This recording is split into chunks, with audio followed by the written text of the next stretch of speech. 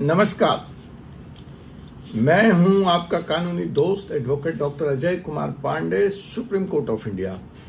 और आज के इस एपिसोड में सीधे मुद्दे पे आते हैं और मुद्दा ये है कि share holders view now company जो इस वक्त भारी स्कैम का हिस्सा है, जिसके प्रमोटर्स डायरेक्टर इस वक्त ईडी की रिमांड में हैं, कस्टडी में हैं, और शेयर प्राइस इस कंपनी का लगातार नीचे की तरफ तेजी से बढ़ रहा है।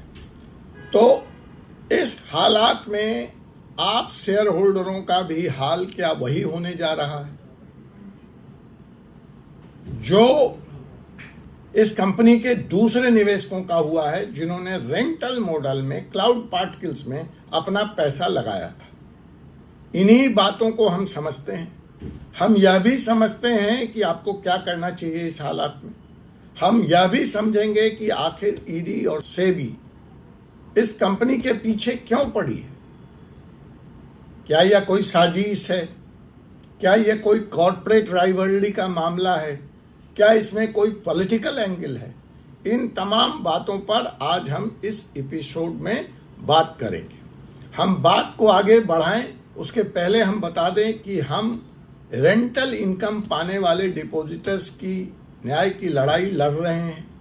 आप शेयर होल्डर्स को भी अगर लगता है कि आपके साथ अन्याय हो रहा है, आपको न्याय नहीं मिल रहा है, तो हम उसके बारे में सोच और विचार कर सकते हैं। हम एक ग्रुप बना सकते हैं और वहां जुड़ करके हम इस बहस को आगे बढ़ा सकते हैं। उस ग्रुप के माध्यम से मैं आपको लगातार अपडेट भी दे सकता हूं। इस वक्त बहुत महत्वपूर्ण है 8 मार्च 2025 की तारीख, जहां बोर्ड ऑफ डायरेक्टर्स की मीटिंग ड्यू है, ओवर डिलेड मीटिंग ड्यू है, जिसके बारे में सेबी ने सख्त सवाल इस कंपनी के प्रमोटर्स और डायरेक्टर्स से पूछ रखे हैं।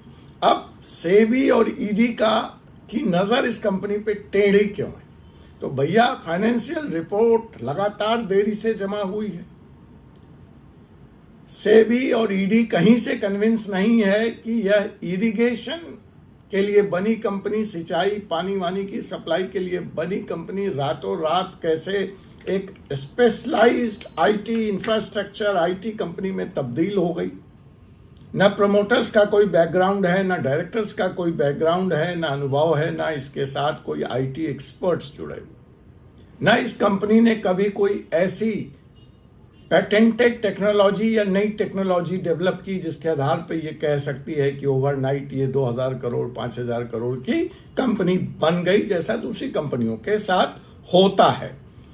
और इसलिए यह लगता है कि यह सब एक छलावा है, एक सब आडंबर है, कंपनी में कहीं कुछ हो नहीं रहा है, निवेशकों का पैसा सर्कुलेट किया जा रहा है। अतः यह कंपनी जांच का हीट फेस कर रही है। ईडी की जांच में तो अरेस्ट हो चुके हैं इसके प्रमोटर्स, आपको पता ही है।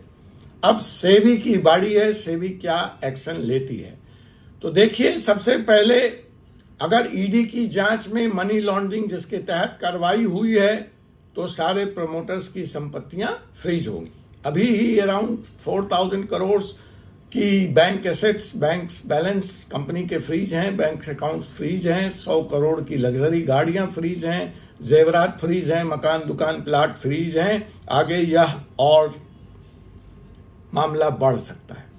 और ईडी की इस कार्रवाई में ये दोनों के लिए जरूरी सूचना है, जो रेंटल वाले इन्वेस्टर्स हैं और जो रिटेल इन्वेस्टर्स हैं लिस्टेड कंपनी में, कि अगर कंपनी का अकाउंट फर्जी निकलता है तो रिकवरी की उम्मीद बढ़ जाती है।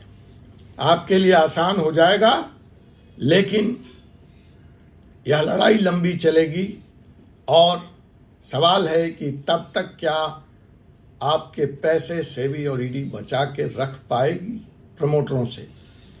तो अगर मैं सीधे तौर पर कहूं कि इस बैकग्राउंड में अगर मैं चीजों को देखता हूं, एनालाइज करता हूं, एक लेमैन की नजर से भी आपसे बात करता हूं, तो साहब, रेंटल इनकम पाने वाले इन्वेस्टर्स का तो पैसा डूब ही गया।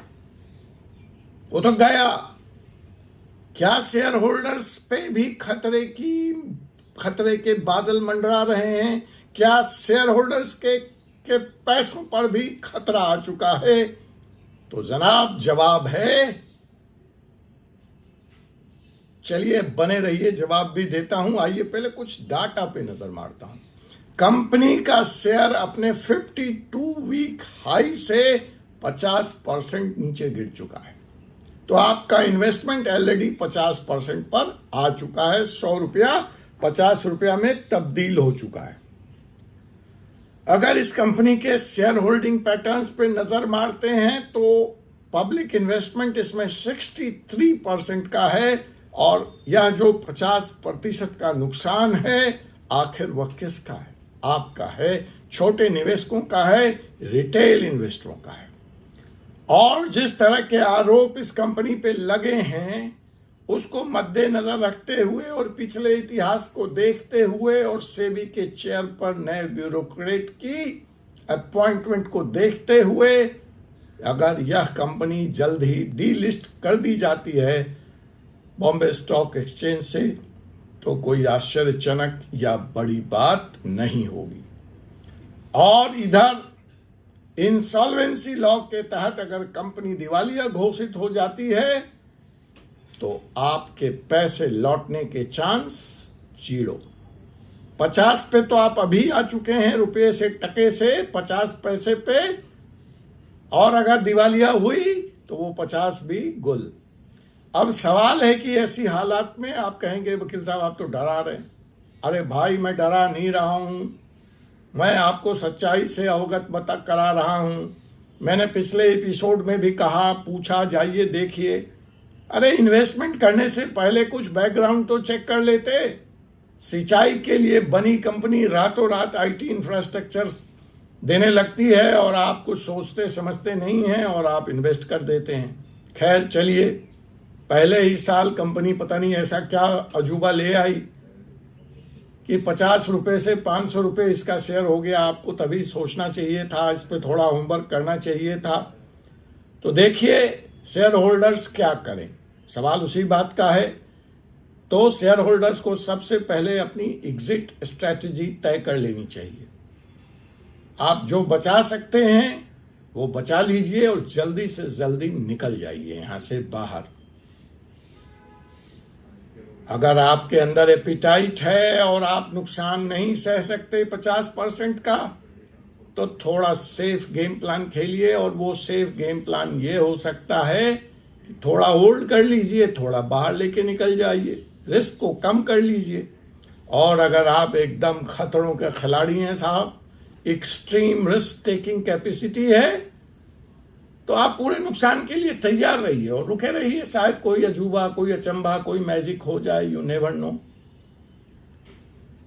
अब आगे के लिए एक्शन प्लान आपका क्या होना चाहिए, तो शेयर से संबंधित एग्जिट स्ट्रेटजी बता दिया। तो आगे से यही है कि सीबी और एडी की अगली रिपोर्ट पर नजर रखें, वो इस कंपनी के खिलाफ क्या एक्शन लेती है।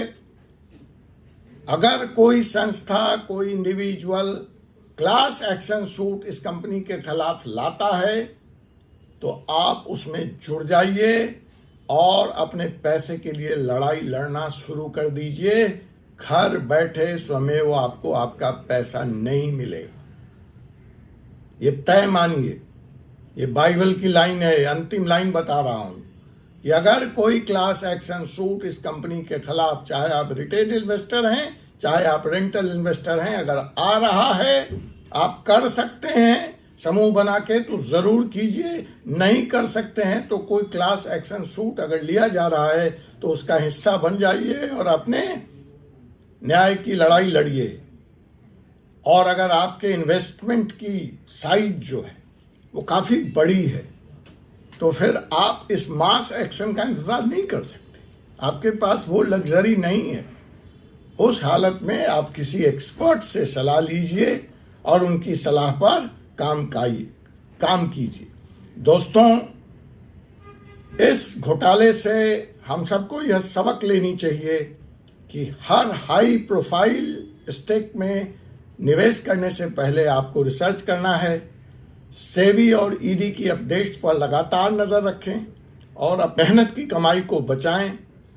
आपकी इस संबंध में, इस कंपनी के बारे में आपने जो डील किया है अब तक का, आपका क्या अनुभव है, आपकी क्या राय है? क्या मेरी तरह आपको भी लगता है कि व्यू नाउ इंफ्राटेक भारत का ध्यान रखिएगा, भारत का सबसे बड़ा आईटी फ्रॉड घोटाला साबित होने जा रहा है? मैं कह नहीं रहा हूं, मैं आपकी राय पूछ रहा हूं। तो कमेंट करके मुझे आप कमेंट सेक्शन में बताएं। और लास्ट बट नॉट लीस्ट, अगर आपको यह जानकारी उपयोगी लगी है, आपको अगर मेरा वीडियो पसंद आया है, तो इसे लाइक करें, शेयर करें और अपने दोस्तों को सतर्क करें। फोर्स ई सुप्रीम लॉ को सब्सक्राइब करें, बेल आइकन बटन को दबाएं ताकि कोई भी बड़ा कानूनी अपडेट आप मिस न करें। आपको अगर किसी तरह की कानूनी जानकारी चाहिए तो आप मुझसे भी जुड़ सकते हैं, मैं आपको जानकारी मुहैया कराऊंगा। हमारा कॉन्टैक्ट, हमारा वेबसाइट, हमारा व्हाट्सएप ग्रुप, सबका डिटेल डिस्क्रिप्शन में मौजूद है। जय हिंद, जय भारत, जय संविधान। आपसे पुनः मुलाकात होगी एक ऐसे ही विषय के साथ अगले एपिसोड में। तब तक के लिए मुझे advocate doctor Ajay Kumar Pandey, Supreme Court of India को अनुमति दीजिए।